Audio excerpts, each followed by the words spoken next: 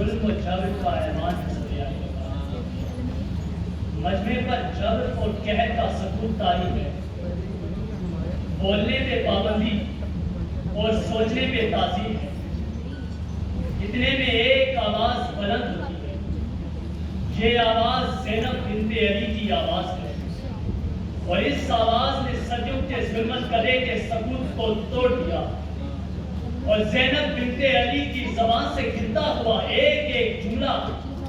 خاکے کربلا پہ دین محمدی کی ابدی بقا کا نقشہ کھینچ رہا تھا، اور یہ بتا رہا تھا کہ وجود زن سے ہے